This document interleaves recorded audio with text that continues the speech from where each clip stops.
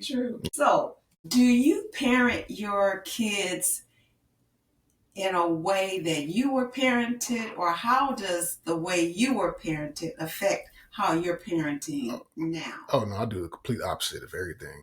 I don't want my kids to be messed up. You are talking to your mother. Oh, right? sorry. Okay, go ahead, though. No, so it's a mix of both. You take in, a lot of the stuff that you've experienced, because that's what I know to do. And so I think like with the discipline, because I think you were a pretty heavy disciplinarian. I am too. And so I think the way I discipline my kids is similar to how you did me. The funny thing, it seems like, and I've considered myself like a good kid for the most part, but like I haven't spanked my kids like in a long time, like a really long time. So, and none of them have graduated to the belt. So it's always been the spoon. No, none of them. So you chose to use the spoon. We use a spoon. And why did you make that decision?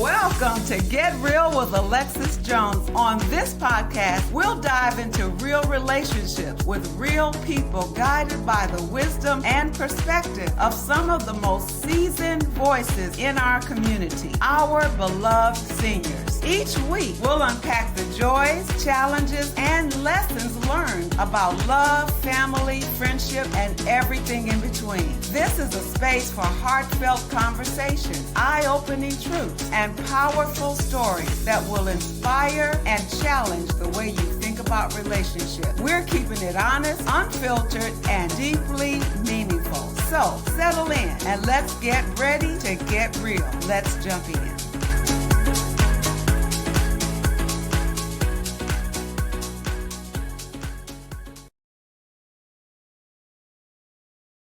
Well, here we are. We made it. We did. Our audience will never know the journey it took for us to get to this point. Yes, it was very long. It's one of those things that it creates perseverance in you. It's those things that God puts in your place to build you up. That's what it feels like. So we persevered. We did. Yeah. Because it was when you first started your podcast, there was a lot of discouragement. Yes. Learning the software, and then I'm trying to like keep you encouraged and coach you through some stuff, and then you were starting to kind of figure it out, and then setting up the in studio thing is like a whole different monster. So I was just getting the hang of it, and then I think I was getting ready to say, where did I get this bright idea that I wanted now out of studio? Yeah. Well, I always wanted a studio since I was in yours. Yes.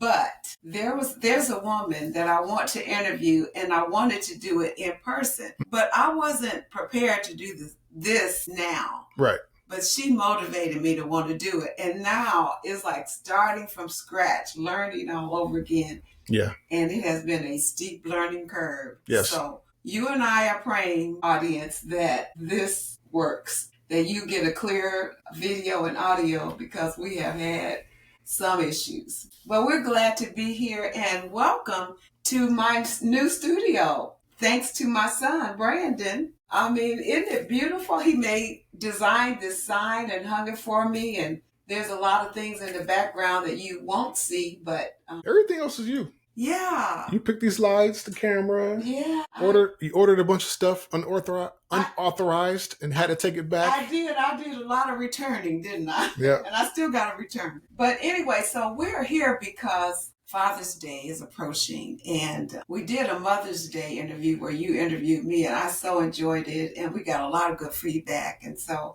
I'm glad we're going to continue that conversation. So let's just get to it. What do you say? This feels really good because I don't have to edit any of this. Yeah, that's true. I got to do that work. You got to do that work. I'm just going to put it on my page. So my editing takes way longer than yours. So you got all the software that does all the stuff for you. So mine is straight. Okay, I'm praying that it comes off without a glitch. Yes. So let's talk about some issues here. Now, I want to say, I think if we get into a really good conversation and we are going along at a pretty good pace and it gets to be a little lengthy, I think we should do a part 1 and a part 2. Okay. Okay. I'll let you call it. But we'll see. We'll keep track of the time. Okay. So let's talk, Daddy. Yes. So how many children do you have, and what are their names? And tell us a little bit about their personalities and their interests. Okay. I allegedly have 4 children. Allegedly? Yes. No one else has come out the woodworks with any other news. So fingers crossed. But so my eldest child, my first child is Malia. She's 13. And then Joel, my son, we call him Jojo. He's 11. And then my other daughter, Chrisette, we call Chrissy. She is 9. And Genesis, my youngest, called Jenny. She's 7. Yes. So What was the other question? Personality. They're all crazy. That's their personality. They are not. I want you to know you're talking about my grandchildren. Okay. Here. My youngest 2 are the. Okay, so Malia is artsy. Yes. She gets that from her mom, I think. She's also very studious, very academically smart. Her mom, again. Joel, very even-tempered. He gets that from me. Athletic. He gets that from both of us. Yes. I think. And even though Xanta was probably the better athlete in her own respective place, but because she ran track. Right? She ran track. She was, but she was also like a Hall of Famer. Really? Yeah, she's in the Georgia State Hall of Fame. What? Yes. I didn't know that. Really? I didn't know that. I got to send you pictures. Please. This was, years ago we went. She got honored on the football, I think it was like during halftime. Yeah, she was good. Yeah. And then she had a banquet where they kind of like brought back all the returning people. Yeah. I didn't get to sit in there because I think we had Malia at the time, and she would just cry. Like, right. Even when I held her, she just wanted mommy. Yeah. So we had to wait outside in the hallway. Yeah. And so that kind of sucked. But, and so Chrisette, she's very, very goofy. She's a hugger. She's very social and just likes to play with people. And, I kind of worry about her because she's just too friendly sometimes, in my opinion. Mm-hmm. And then Genesis, she's very athletic and flexible. She is. She can do some amazing things with her body. Chrisette is this. She is very athletic. I didn't know how athletic she was until she raced some of the neighborhood girls. And so my neighbor who had 3 daughters, all 3 daughters were older than Chrisette, but she beat the younger 2. And the other one that was like, I think a year older than Malia maybe, or Malia's age, was the only one that beat her. I was like, okay, she's got her mama's legs. But then she can do splits. She taught herself how to split, perfect cartwheels. So she wants to. Those back bends? The back bends, yeah. She my back when I see her doing it. Yeah, so she wants to do gymnastics. And so, and then Genesis, my youngest, she's the very mischievous, very goofy. She likes to be the center of attention. Yes. And she knows how to say things to get people's attention that kind of goes against the grain. So that's Genesis. Yeah, she's very astute. She knows how to get your attention and what to say. She knows how to get what she needs. I want to take 1 second before I get to my second question and let the audience know that the reason we are dressed alike is that this is our last pair of Christmas pajamas. Every Christmas we wear matching pajamas, and so we decided, because it's late at night as we're doing this recording, we decided to put on our Christmas pajamas. So we've got our tea and our pajamas, and we're going to bed after this. So absolutely. So what does being a father mean to you? So being a father to me means procreating. Break that down for me. I mean, making babies. Okay. Right? But on the other side of that, it's taking care of, being responsible, taking care of your children. For me, our children, they belong to God, but we're stewards. Me and Xanta are stewards over our children, which means we manage them for God for a temporary amount of time. And so whatever all that entails, that's what being a father means. What surprised you most about fatherhood? And so I felt like I got a lot of really good advice from people, like before I got married and then before I had kids. Like nobody painted like a picture of like this fluffy picture of what it was going to be. Like most of the stuff you hear is going to be like a lot of the negative and the hard stuff. And so I knew to prepare for that, but I didn't know that it was still, you can't mentally prepare for that. You know what I'm saying? Like when it comes, it's still going to be like really difficult, like staying up at night. You have a baby and they're waking up all kind of hours of the night. it was really, I think it was really, really scary when I knew I was going to bring Malia home for the first time. And I was like, oh God, I don't know what I'm going to do. So yeah, I think that was. You participated in the birth of all 4 of your children. I mean, I was supposed to, right? Well, a lot of dads do. I mean, it's, in the 50s. Well, yeah. You were not born in the 50s. I'm just saying, like. You don't have to go way back that far. I'm just saying. But you're right. Most dads waited in the waiting room like everybody else. The good old days. And some dads now may not think they can handle that. But Yeah. you were like right there, front and center. What was that like? So that was scary. I don't know why women choose to have babies. Like, when I saw, like, because you always tell me the birth stories of me and Herman and yes, all that stuff. But then it's like when you're there and you experience the person you love going through that much pain. And you can't do anything. Can't do anything about it. And then, like, they're like, oh, let's do it again. I'm like, why would you want to do that again?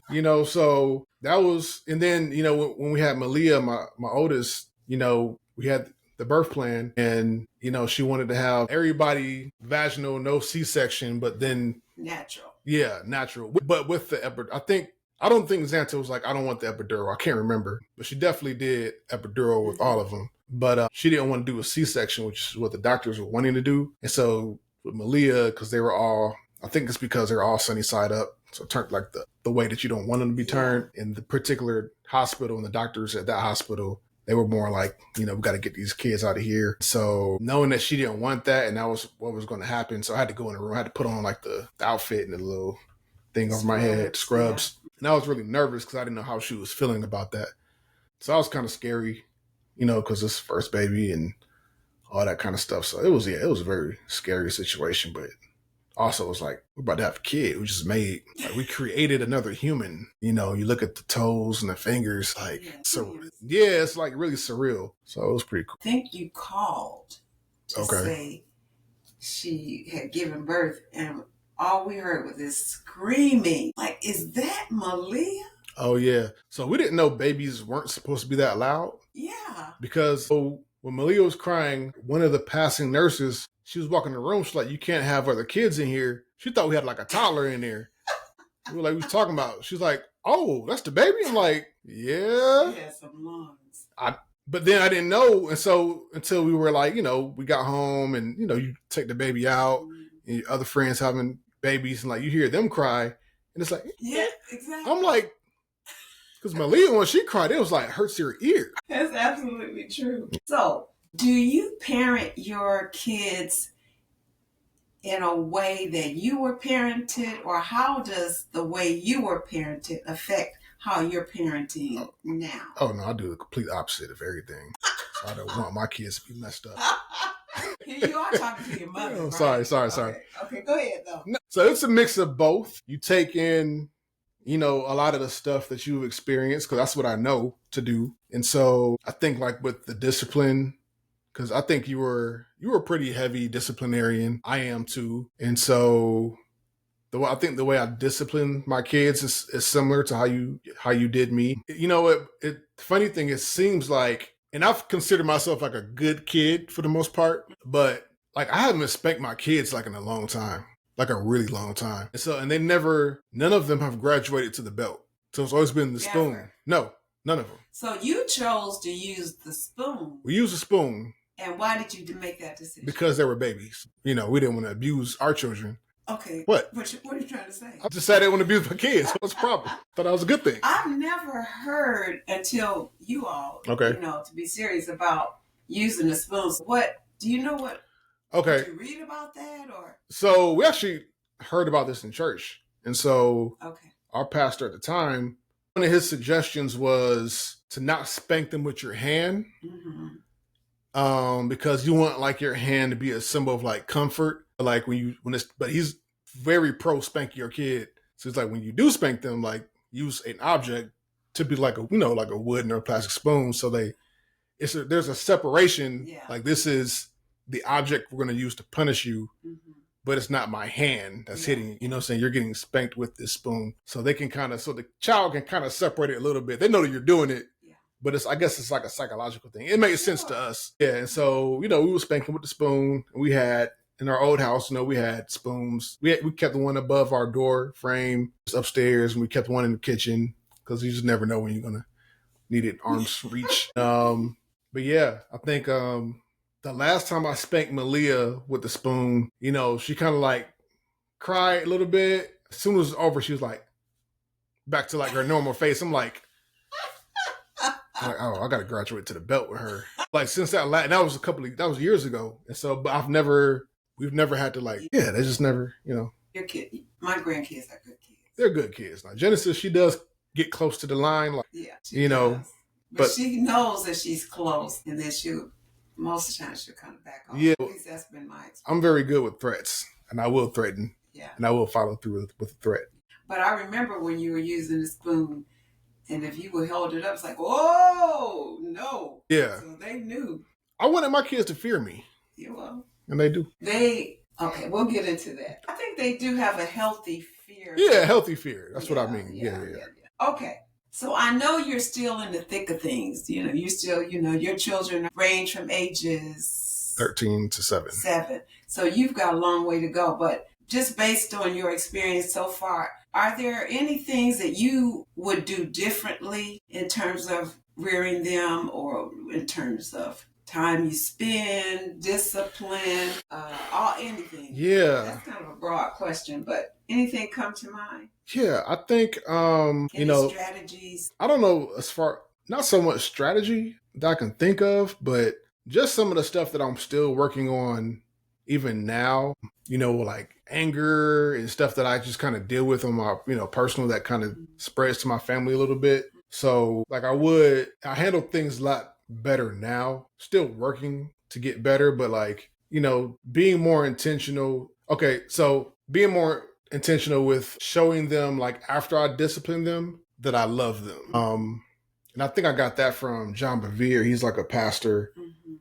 That's how he does with his kids, like, because that's how God models his, when he punishes us, yes, he still loves us. Like once that punishment is done, it's done. You know what I'm saying? And so, and it's back to love. And so, we're trying to model God. And so I think I'll be quicker to show them love after, but not in a way like, I'm sorry that I spanked you. It's like, no, you earned this. Yeah, you earned this spanking, but I do love you. You know what I'm saying? And so, but I think my kids know that because they're actually they're very forgiving and gracious when you make mistakes. And so even more like I'm able to like apologize for certain things. And there's times where I probably should have done that more and I didn't because of pride or because of anger or whatever. So I would probably do better in those areas. And then even just kind of spending a little bit more time with them, because a lot of times you just want to go in my room and close the door, watch my show, decompress,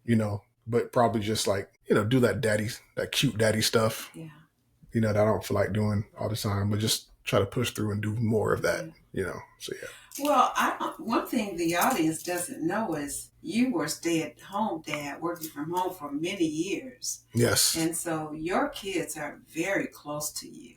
They are. I watch them with you, and they love you, they respect you, they have this healthy fear of you. But what really touches my heart is they have this security that they feel. When your presence is there, they feel they're safe. Yeah. They feel safe. Yeah. Yeah. And so I remember the picture that I still have of you reading the Bible to Malia when she was an infant sitting on your lap. Yeah. Yeah. They're reading Revelation. Yeah.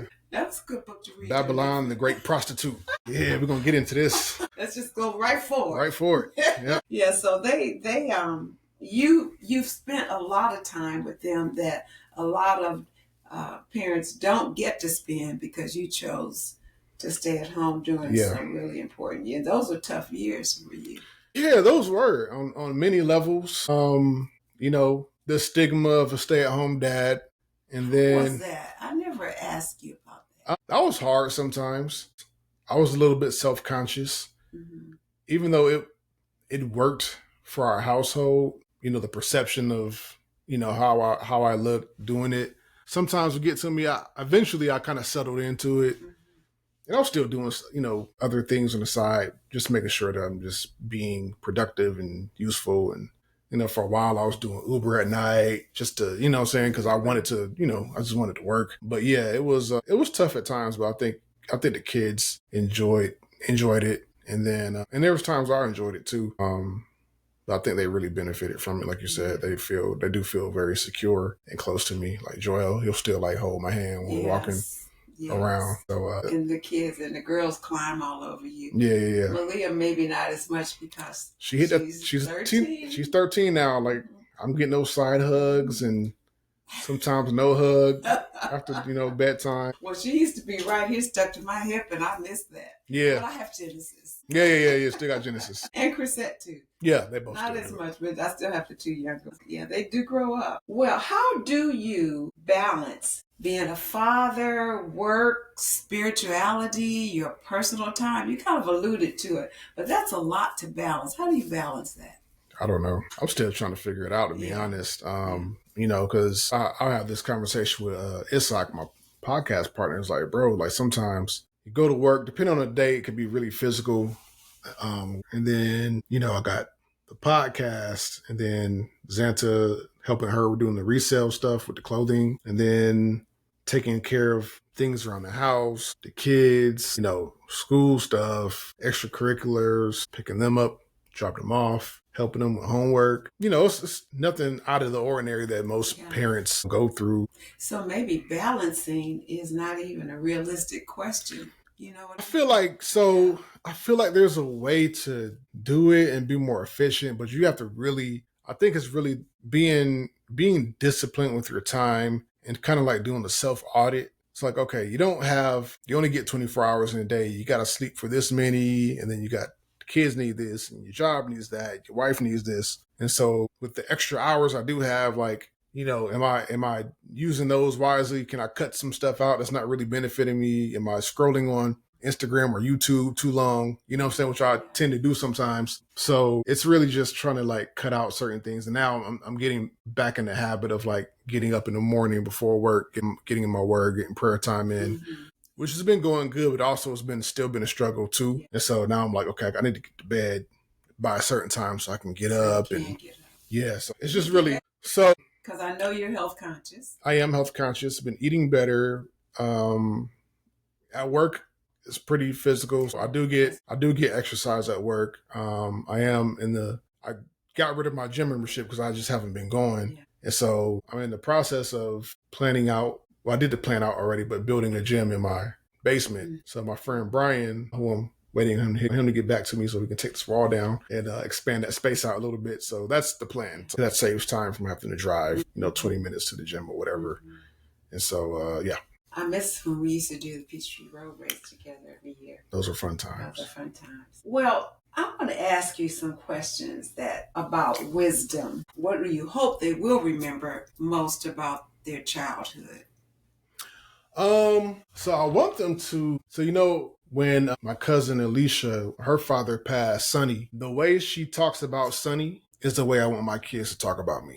Because when she talks about him, like whether it's at the funeral or when I see posts or, whatever it is, it just kind of hits me like, man, that dude I didn't know how good a father Sonny was. We didn't spend that much time together over the years, but I know now, how great a father he was. And so like, the way she adores him is the way I want my kids to adore me. Mm-hmm. And so, that's what I want. I want them to say great things about me. I want them to say great things about me, while I'm here and when I'm gone. So, but I want to earn that. Yeah. I want to earn that. So I do try to be conscious of, what I say to them, what I'm putting into them, being intentional with their growth. And I see you do that a lot too. So I model that a lot with how you did me and Herman, and then how you do the grandkids now. Just being intentional and trying to work past, because sometimes you're just tired or tired and frustrated or, and you don't feel like doing all that extra stuff, but it's like, I want to do the extra stuff, so yeah. Well, this leads into my next question. What are some of the values or lessons that you're most intentional about teaching? So the one that I get the opportunity to teach most is the golden rule, treat others the way you want to be treated, which is biblical because they don't always treat each other right. And there's a lot of fights, a lot of arguing. And so, one kid will do something to another kid. And then the next week, that kid will do the same thing. And I got to be like, hey, remember when she said that to you? Or remember when she didn't share it, but you wanted her to share it? And you know what I'm saying? And they hate that. But, it's one of those things. I feel like it's so foundational. If they can get that, then I think they're going to be good, productive humans, good spouses if they get married, good parents, just having empathy for people and thinking about like, how does this affect somebody else and not just thinking about only myself, so that's the main lesson I really get to push in them on like kind of on a regular basis, I would say. I hear you do that and I hear them repeat that when you're not around. Oh, really? Yeah. Good. Let me ask you this. You reminded me, so in this day and time that your children are all in school all day now. Mm-hmm. Took a while to get there, but they're all in school. They're all in school, yes. And so there are other influences. Yes. Besides you and Xanta. And they are hearing and they are seeing things that it's happening, but you don't know the specifics.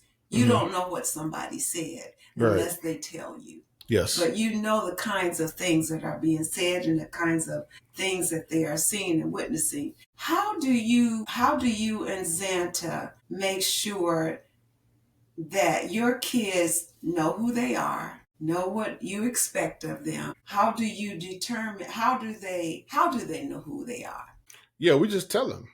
Because of the times we live in now where, you can have a teacher try to tell them like, oh, you can be a boy or a girl, or, what I'm saying? Like, that's where we are in this society. And so, the things that when we were little that you didn't think that you would have to tell us, like you have to be way more intentional about it now. It's not that you didn't tell us, but like we tell our kids just every now and then, like, hey, so, like at the dinner table, like, hey, that you're a girl and God made you a girl and you have value and he made you a girl for a reason and you're going to grow up to be a young woman.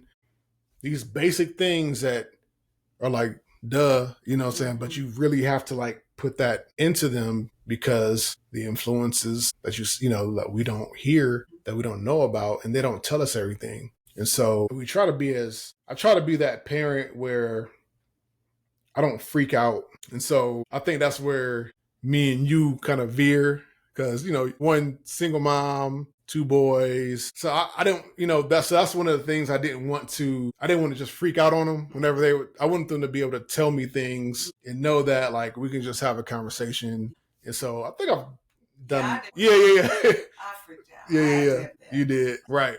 And so like I try not to do that because I want them to be open. I don't know how much that's working. And so, like I said, I got the one teenager and I know that she doesn't share a bunch of stuff with me. But we'll have conversations like, hey, any boys you like? She's like, So she'll tell her mom some things that she won't tell me. And then, she might tell like, I don't know, a cousin or somebody stuff that she won't tell either one of us. But, I just tell her like, hey, listen, like we're here if you need to talk about anything. And I'm not going to freak out no matter what you tell me. We'll just, we'll talk about it.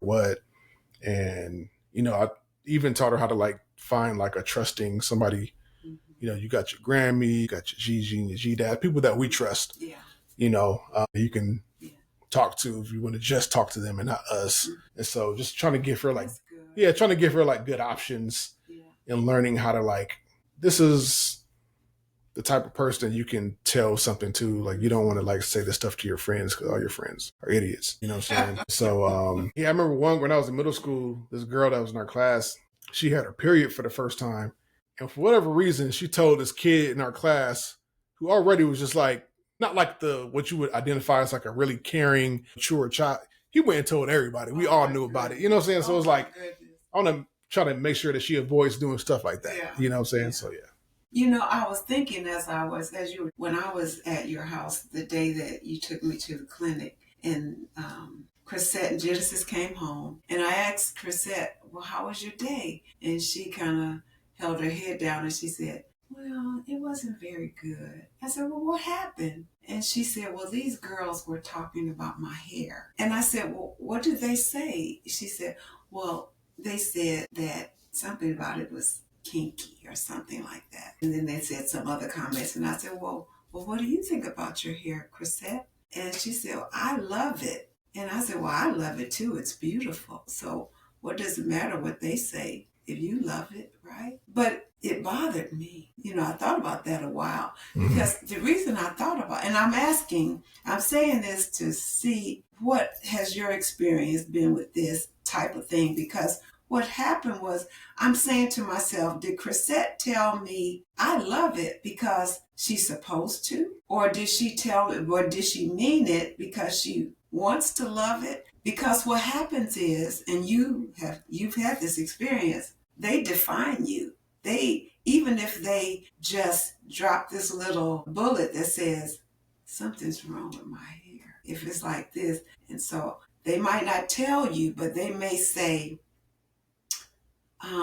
Mommy, Daddy, I want to wear my hair straight. And it could be because of the peer pressure. Yeah.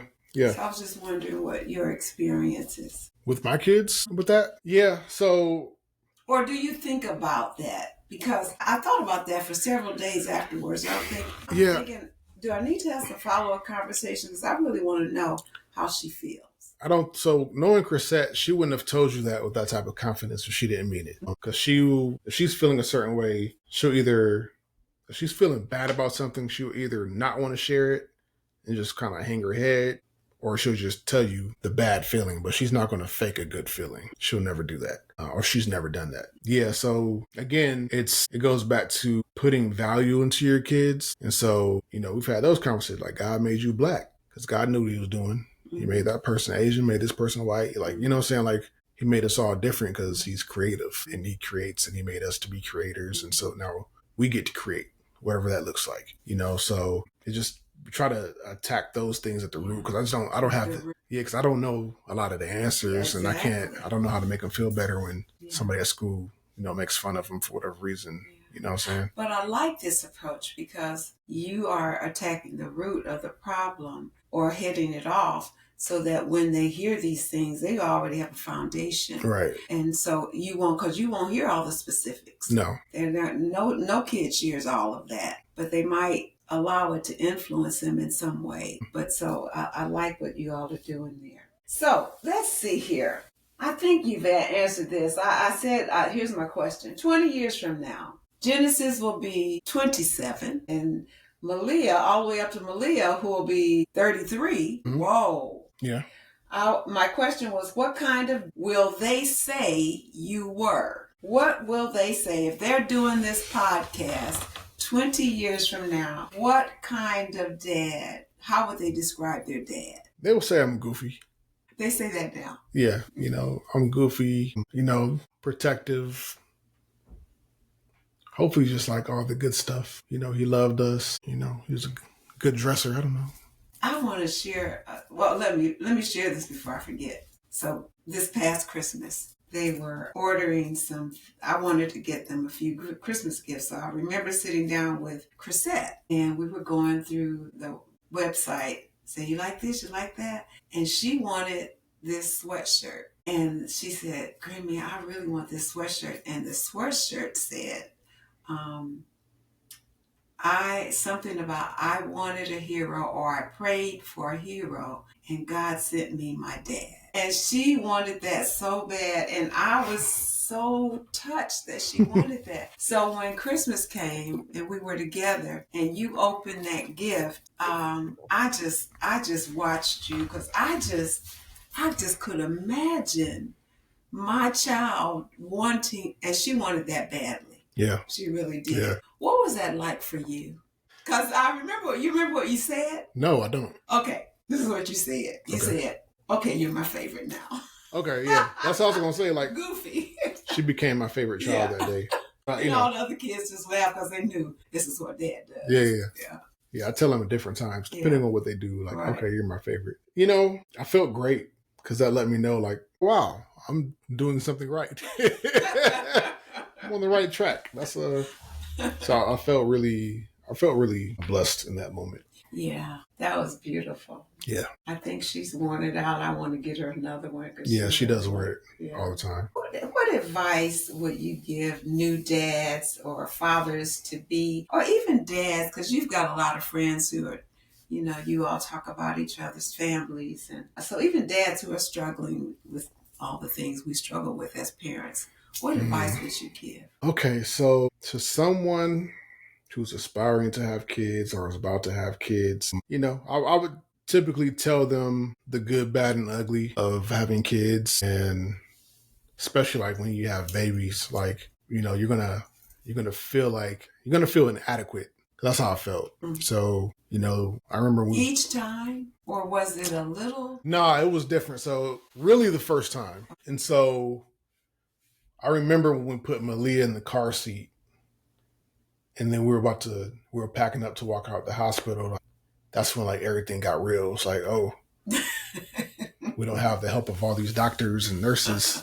We got to do this on our own. I remember thinking like, we don't know how to take care of no baby. Like, why are we about to walk out this hospital with this new life? Like, we don't know what we're doing. So it wasn't, and it really ended up not being as difficult as far as like knowing what to do. So it's kind of like, if you're at the bottom of Mount Everest, it's not difficult knowing which direction to go. You just climb up. So that part's easy, but the hard part is climbing up, right? It's either being hungry or sleepy, or you got to burp them. That's pretty much it at that age. You know what I'm saying? It's like not too much stuff. Give them little toys here and there. Wash off whatever they drop before they put it back in their mouth. And it's, keep your diapers stocked up. It's really basic, but it's also like really difficult, but it's doable. You know what I'm saying? It's going to feel impossible, but people before you've done it, people after you are going to continue to, do it. So you're going to feel inadequate at times, but, and they're pretty sturdy. Malia was the only baby I dropped, but she's also the smartest kids, Are you trying to say that was good for her? I don't know. It worked out. Things happen, but, it worked out. So, yeah, it's just so, yeah. And then anybody else who, is struggling, I guess it depends on what the struggle is. I mean, there's so many different scenarios and conversations. I just try to help out wherever I can. Or I try to direct people toward like counseling, because, me and Xanta, we did, counseling before, and I'm a very big proponent of like getting help. Yeah. So. That can be difficult in our community. Yeah. To reach out for help.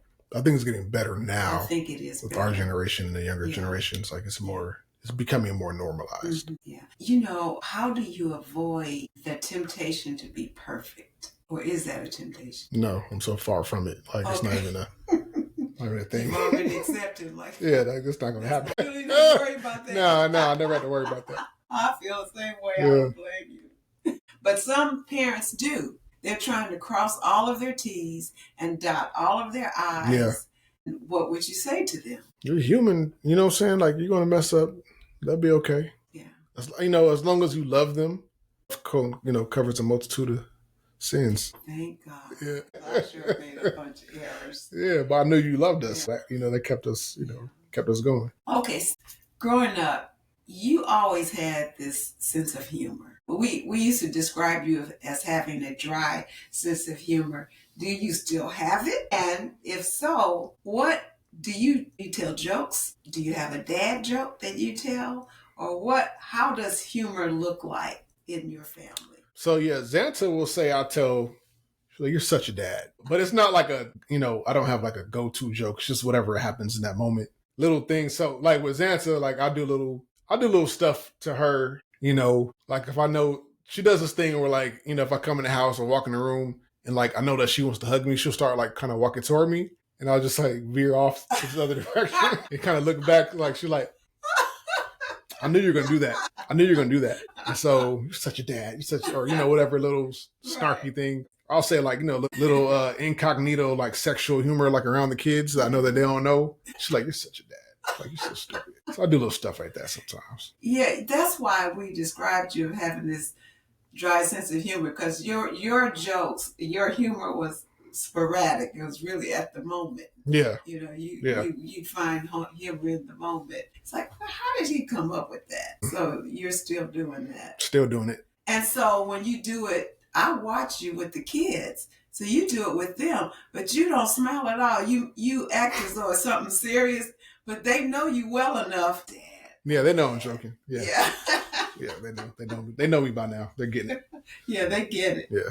Which one of my beautiful grandchildren, I think you mentioned this earlier, has your personality? I think you said Joel. Definitely JoJo. Uh-huh. He has the most of my personality. Like, he's very soft-spoken, especially me at that age. Soft-spoken and just, he's very caring. And, you know, he likes to share sometimes. Sometimes he gets annoyed by it.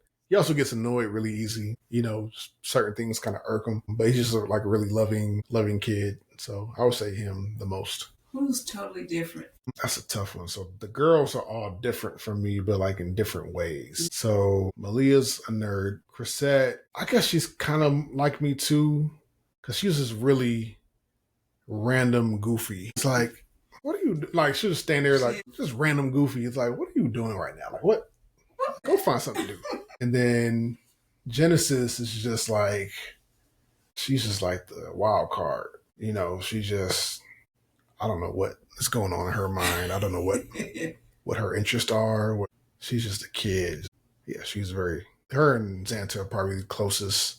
Personality-wise. Really? A mix of like Malia. So I would say JoJo and Chrissy kind of more me than Malia and Genesis more. Yeah, a mixture. Yeah. I can see that. Have your kids ever embarrassed you in public? Not really. Really? Yeah. Only like during like baby times when, you know what I'm saying, like if we're out somewhere, let's try to go to this restaurant, and they're like crying the whole time. And I embarrass easily, but when they know better, they're pretty well behaved, especially like comparing them to like other people's kids. You know, they just, like, I don't play, you know what I'm saying? Yeah. You're not going to embarrass me. So they kind of know. Yeah. I remember you embarrassed me. You'd have temper tantrums and lay out on the floor. And it doesn't matter where we were. Oh, I remember the last place I remember, we were in Randall Park Mall in Cleveland, Ohio. Big, new, fresh mall. We were shopping, and you wanted something. And I said no. Right there in the middle of the floor, you just laid there and started screaming. Really? Yes, you did. That doesn't seem like me. No, please. That was you. Okay. That was you. You say so. You did it. You know, Brandon, you're an amazing dad. I watch you. Thank you. I watch you, and I watch your interaction with them. I watch you nurture them. When you're angry with them, or when you're trying to correct them, or when you need to pour into them. And I've said this to you privately, but I almost envy them, because I don't know what it is to have a dad. And a lot of our audience members don't know either. What is it like to have a committed dad in your life every step of the way? We don't have enough of that. What happens, do you think, when the dad, and maybe this is too deep a question, but maybe we can figure it out together. What happens when the dad is absent? Because you had that experience. Yeah, I don't know. So when I compare my situation with, say, my friends, and so like, two of my really good friends, one never met his dad, doesn't know what he looks like. The other one, the last time he saw his dad, he was maybe like 9 years old. You know, me and my dad, even though like, you know, you two got divorced, I think I was 5, but we always kept contact, you know, and he always told me he loves me. So, you know, I never felt that void of like not having a dad. I never felt that, because I knew I was young, but I was old enough to know like, okay, this wasn't because like of me and Herman, like, y'all just it didn't work out. But do you think it's because I can say from my perspective, it was important for me to make sure you knew that wasn't your fault. It had nothing to do with you or Herman. Yeah, you were very intentional with letting us know like, hey, this is something that happened, but we, like, you had to have had that conversation, because I never wondered. Like, I watched like a TV show and I see like a kid like, well, it's because of us. Like, I feel like it's my fault. Like, I never had that thought. I never talked to Herman about that, so I don't know how he felt about it, but I never once had that thought. And again, like, me and my dad, we grew closer as like I got older, Like after I got married and they had kids, we just had more stuff to talk about. And so I felt like we've always been close. So I never had that void. And then like you never did anything to like make me want to push them away. Cause I have other friends who the mother would do things and say things to the kid to make the kid like kind of turn away from the dad and separate themselves from the dad. I never felt like I had to choose. I never felt like, you know what I'm saying, I couldn't love both of y'all. I never felt that from either one of y'all. Neither one of you gave me that type of pressure. And so, yeah, I just never, everything felt normal. You know what I'm saying? I know it's kind of weird to say, but yeah, it just felt normal.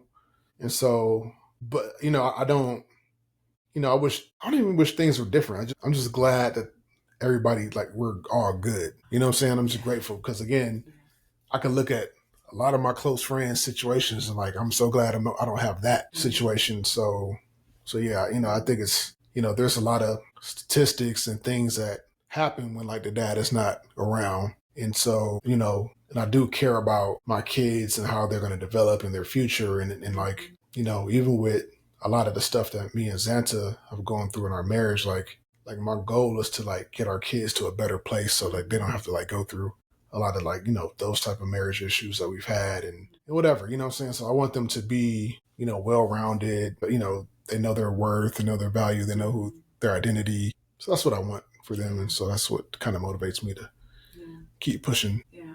Yep. Well, you're pushing. I am pushing. Let's end with this question. What's the most fun about being a dad? Man.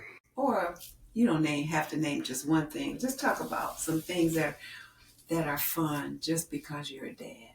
So I like looking at, so, you know, like Google Photos will send you like collages, like videos and photos of it's like stuff will come up. I'll be looking through them. My kids are all nosy, so they see me looking at the computer a certain way. They want to come and look. So like, oh, hey, you remember this? So I like looking at like back at when they were younger. And like this one picture showed up with JoJo. What it was? I was going through my emails and I saw, it probably been a picture I sent you, but it was labeled, the email was labeled like JoJo Peaceful or Happy Sleep or something like that. It was just a picture of him sleeping. He's just kind of like, just the most content look on his face, like no shirt on, just, you know, he had that curly reddish hair. And it was just like, yeah. So I like looking back at pictures and looking at memories. And so like now the kids have Xanta's old phone. And so they can go through and they'll be scrolling through, looking at videos and stuff. Yeah.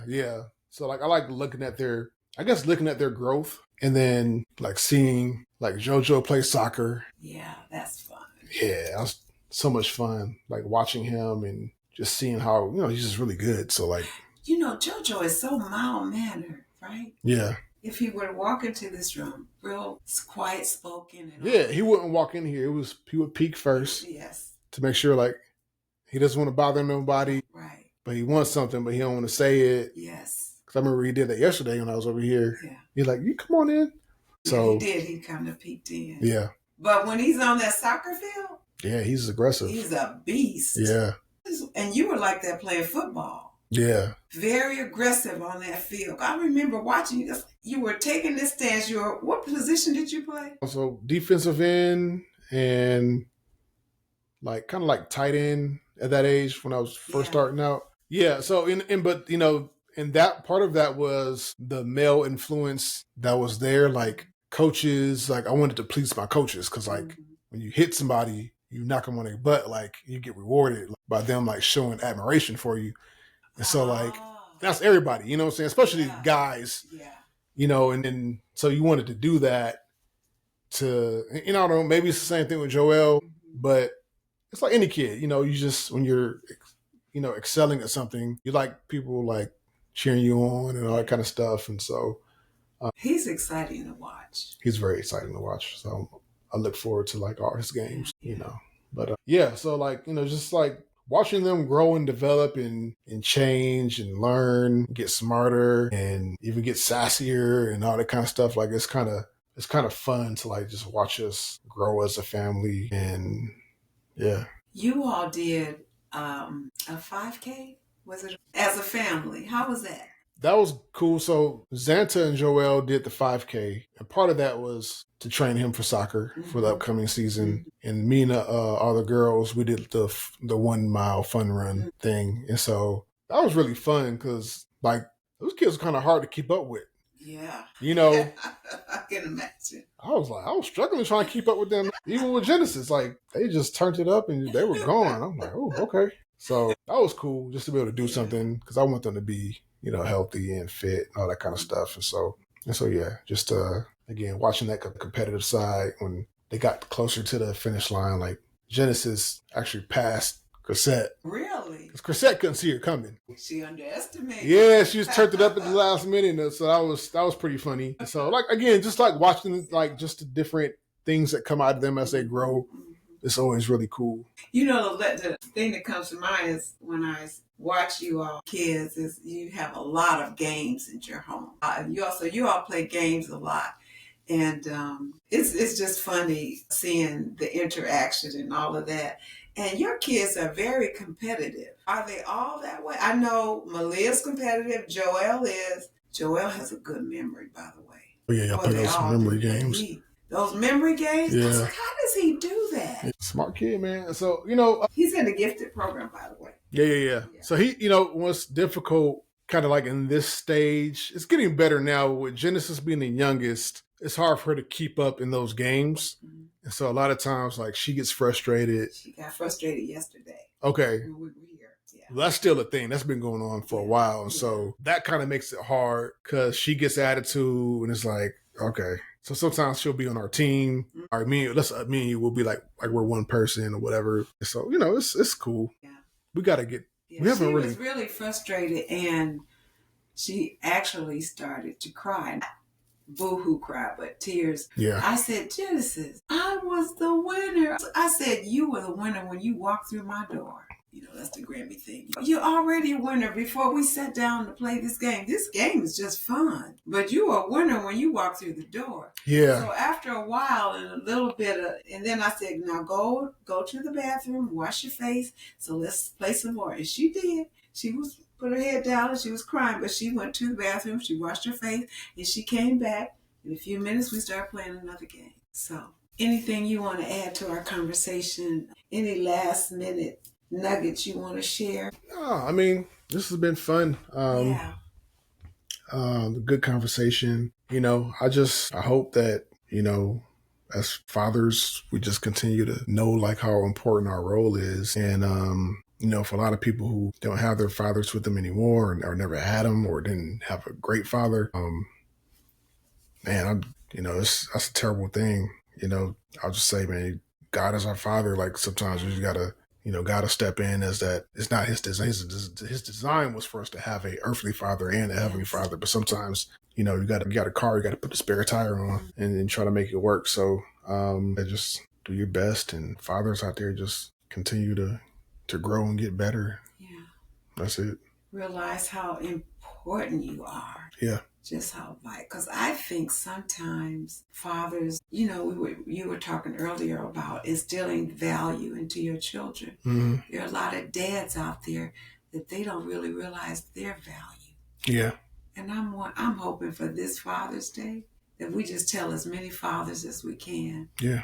That they have value. You guys are valuable, all of you. Yeah. Yeah, value. There is a saying that fathers provide security and worth and value. So without that from a dad, then the girl grows up and, she might settle for anything because she didn't have a dad. She didn't have a dad who showed her who she was. And you're always searching for that. Yeah, she's going to search for it. Yeah, she's going to search for it. So a mother can't do that. I was a single parent. I did the best I could, but I knew that I couldn't cover all the bases. Yeah. I knew that I couldn't. And so no matter who you are, dads are important, especially dads that are trying to pour into their children. And so we celebrate you, dads. We celebrate you. Absolutely. So I'm so glad that I had this time. This is my younger son, Brandon, and I'm glad that he took a lot of time. You took a lot of time for us to come to this moment. Yeah.